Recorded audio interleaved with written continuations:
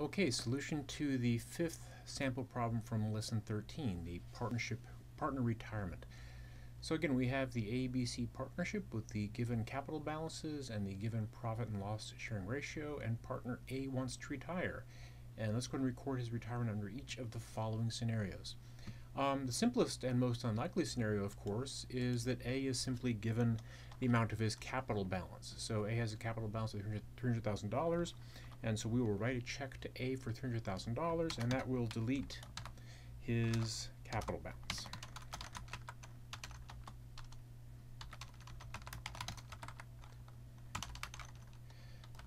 The second alternative, again, this is highly unlikely. Just as you're highly unlikely to buy a share of stock or sell a share of stock for exactly book value, the value of the partnership is very unlikely to be exactly equal to its book value. The amount that A gets paid is going to be subject to negotiation.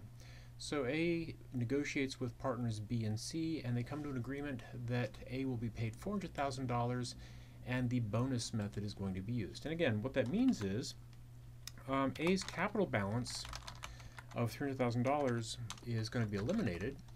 He's going to be given a check for $400,000.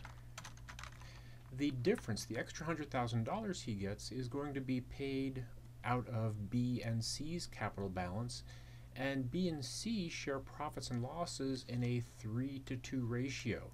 So 3 to 2, 3 plus 2 is 5, so B bears 3 out of the 5, or 60%. C bears 2 out of the 5, or 40%. So B is going to go ahead and surrender capital of 100,000 times 0.6, or 60,000. C is going to surrender 40,000 of capital. Okay. And instead of the bonus method, we could use the goodwill method. In this case, we're saying, look, the A is getting paid more than book value because the partnership is worth more than book value. Again, there might be specific assets that need to be revalued up or down to reflect the actual fair market value. Barring that, we'll simply assume that that additional value is attributable to goodwill. Now, if we're going to give goodwill to all the partners, any goodwill that gets created will be split between the partners in their profit and loss sharing ratio. We're going to give A $400,000. A's capital balance is $300,000. That means that A needs $100,000 of goodwill to build up his capital.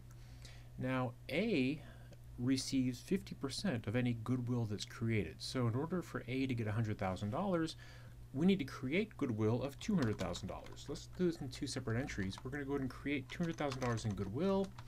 That's going to be split. A is going to get 50% of that. B is going to get 30% of that. And C is going to get 20% of that. By doing that, A's capital balance is now up to $400,000, and so we can go ahead and give A his new revised capital balance of $400,000. Finally, the scenario is A is going to be paid $400,000 for his ownership share. The goodwill method will be used, and goodwill is only going to go to the retiring partner. Basically what that means is that extra $100,000 that we give to partner A, we're simply going to call that goodwill and be done with it. So we're going to go ahead and create $100,000 of goodwill. We're going to go ahead and give A, or delete A's capital balance, and we'll give A that $400,000 in cash. Again, in this case, the goodwill simply becomes a plug figure.